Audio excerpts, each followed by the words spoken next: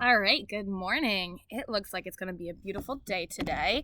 So I'm hoping to get the rest of the chapters read today and hopefully be outside for most of them. So let's go ahead and get started with chapter 28. How can they expect us to get ready in such a short time? Crazy. Plane tickets and permission slips, paperwork, and practice. Practice every day for close to 2 weeks. Study every evening with Mrs. V. Words, cities, states, countries, capitals, oceans, rivers, colors, diseases, weather, numbers, dates, animals, kings, queens, birds, insects, wars, presidents, planets, authors, generals, laws, quotations, measurements, equations, definitions. My head has been spinning nonstop with facts and figures, but I'm ready now. Our team is ready. Mr. D kept his promise. The 6 highest scorers from all our practice rounds were announced at the last practice session a few days ago.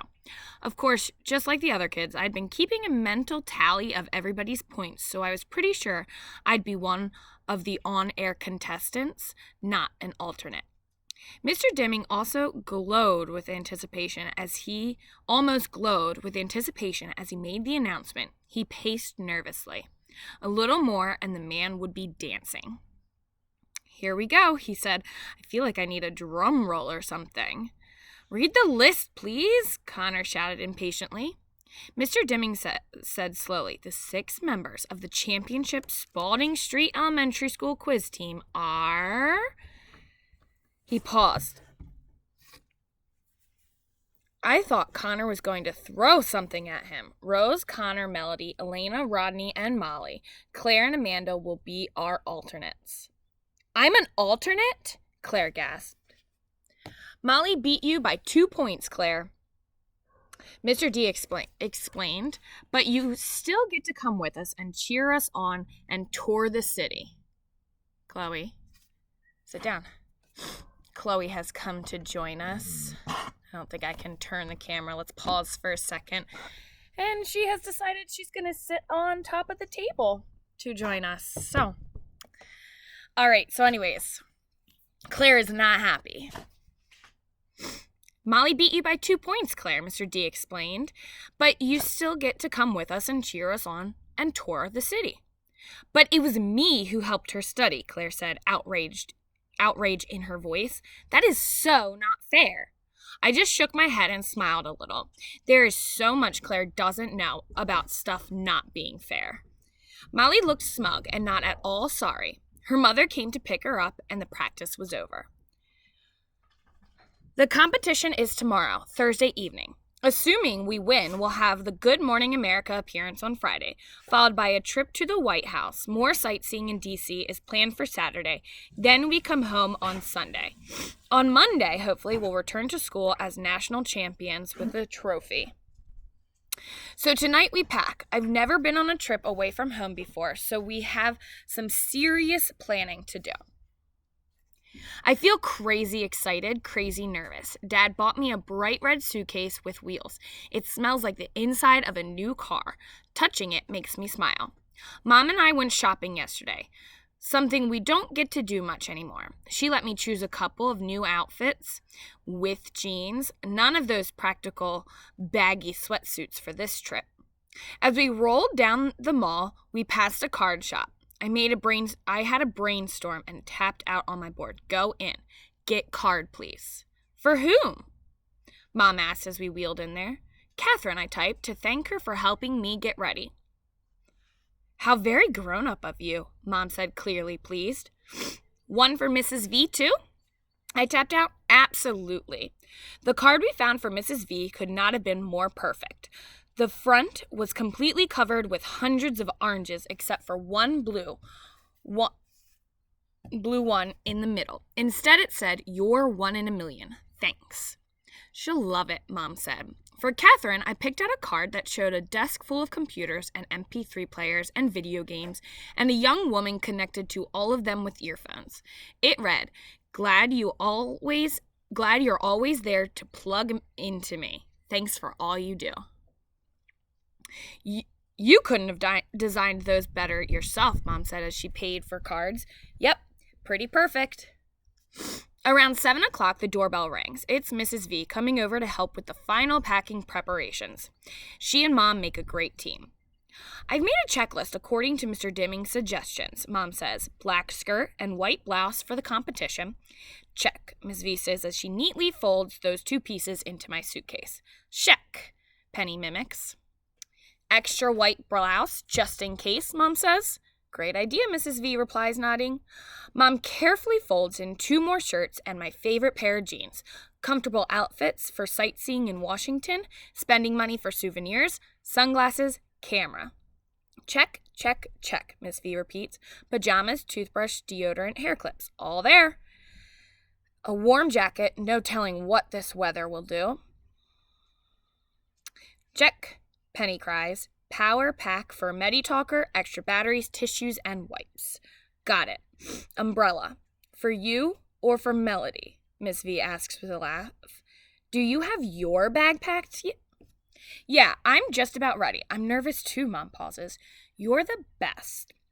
Violet, I know Penny will be safe with you while we're gone. And butterscotch, I interrupt. They both laugh. Mom continues. Frankly, without you, there's no way that Melody would be packing for this trip. Get card, Mom, I type. I reach my hand to the side, but I barely touch the edge of my book bag hanging on my chair. Mom reaches into the bag, pulls out the envelope, and sets it on my tray. I push it towards Mrs. V. She opens it, reads it, then squeezes me so hard I can hardly catch my breath. This one goes on my refrigerator door, she says quietly. I want to look at it every single day. She busies herself then with dusting off a pair of my shoes that have never taken a step. I'm a little scared, I admit. Nonsense, Mellow Yellow, Miss V tells me. I fully expect to see you on Good Morning America with the 10-foot-high trophy. That would be awesome, I type. Now tell me once more, Miss V says to Mom. What time does the plane leave tomorrow? Penny, take Melody's underwear off your head, you silly girl. Mom checks her papers. Plane leaves at noon. That means we should leave here no later than 9. Get to the airport by 10. Get all checked in. Make sure her wheelchair is properly taken care of and such. Then we can relax until it's time to board the plane. Mrs. V scratches her head. I wonder why they chose the noon flight. That will get you into Washington around 2. The competition starts at 7. That's cutting it a little close. Mr. Dimming told us the hotel has a late check-in policy. The TV studio is just across the street from the hotel, so we'll be fine. As Mom closes and zips my suitcase, I feel tears coming into my eyes. I can't believe this is happening. In just one day, I will be in Washington, D.C. on national television. I pray I won't screw up. I want to call Rose and see if she's nervous too. I want to ask her what she'll wear to the White House. Suppose we meet the First Lady. Now, that would be the bomb. I want to know if we'll be sitting near each other on the plane. I want to be like all the other girls. I don't sleep well that night. In the morning, Mom gets me bathed and dressed and fed in record time while Daddy gets Penny ready.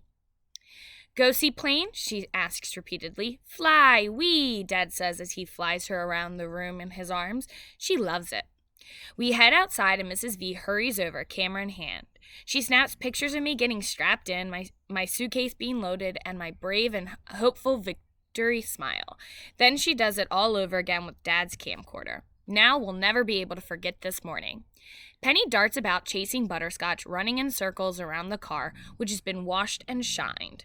Mom dressed in a cool denim suit and, surprisingly, a pair of late-style Nikes. Load our bags in the car, and we're totally ready to go by 8:45. Dad takes Butterscotch back into the house, then locks the front door on his way out. All set, he asks. Let's do it, Mom yells. Even Penny can feel the excitement. She claps her hands. I can't stop grinning. Even though I know we have plenty of time, I keep wanting Dad to drive faster.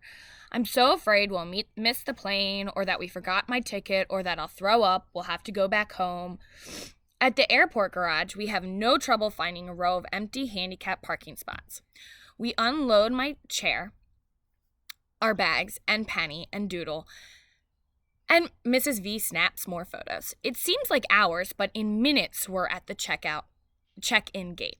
Mrs. V pushes me, Mom carries Penny, Dad pulls a cartload loaded with luggage and doodle. It's 10 o'clock on the dot. Hi, Mom. Hi, Mom says cheerfully to an uniformed lady at the desk. We're here to check in for the noon flight to Washington, D.C.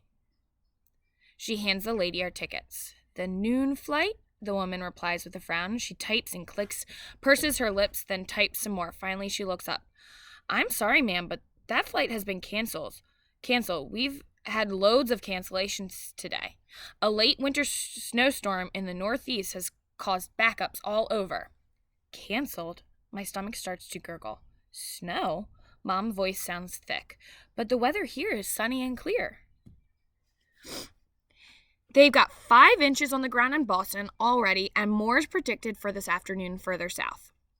The FAA won't let plans take off in weather like that, so our whole system gets gummed up. Planes due to arrive here and then return eastward get canceled, meaning our afternoon flights can't depart. It's complicated. Sorry.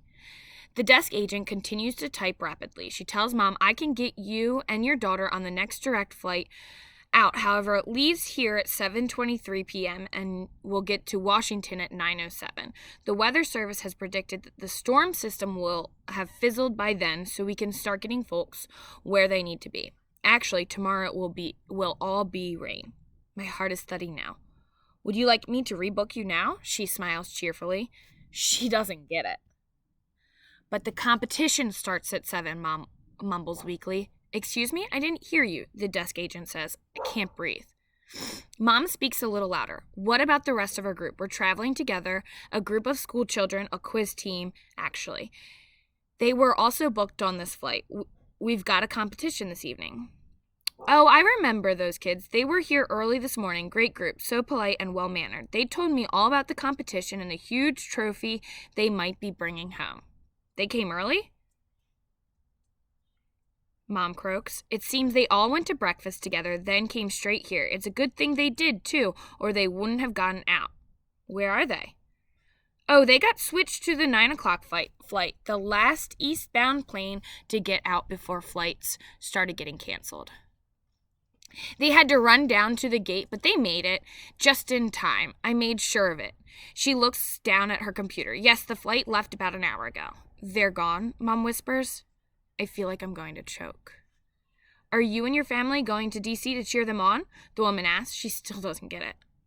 No, my daughter is on the team, Mom explained. We must get to Washington. Isn't there another flight, perhaps on another airline?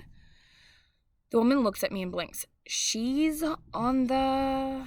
She starts to ask, but then she catches herself, returns her gaze to her monitor, and begins typing furiously once more. I can hear her fingernails as they click on the keys. Dad places both hands on the ticket counter and leans in towards the agent. I've never seen him so angry. How could this happen? Shouldn't we have been notified that our flight was canceled? We try, sir, but it's not always possible, the lady replies, sounding truly sorry. We do always advise passengers to call ahead and check their flight status. But this was the trip of a lifetime. You can't possibly understand how important this is to my daughter. I squeeze my eyes shut. Stupid elevator music floats from the tiny airport speakers. I hear no beautiful colors. I smell no lovely aromas. All I can see is the darkness behind my eyeballs. I'm really, really sorry, sir, the lady says. What about a connecting flight? We must get to Washington this afternoon. The woman types and clicks for what seems like hours. Finally, she looks up. There are no other flights to D.C. on any other carrier, sir, nonstop or otherwise. That weather system has grounded everything. There will be nothing until later this evening. I'm so sorry, she whispers. I open my eyes because they are filling with tears. Dad walks away from the ticket counter, his face scrunched into tight wrinkles. Then, without warning, he smashes his fist into the wall right next to where I'm sitting. I jerk my head up. I know that had to hurt. Ah, I shouldn't have done that, he admits, holding his fist in the other. But if I could have smashed my fist against a wall, I would have as well. Miss V looks at my dad to me. I don't understand how this could have happened either, she says to Mom. Shouldn't someone from the quiz team have called you? Her voice could crush bricks. The teacher, perhaps? Maybe there wasn't time, Mom says helplessly. At least that's what I hope.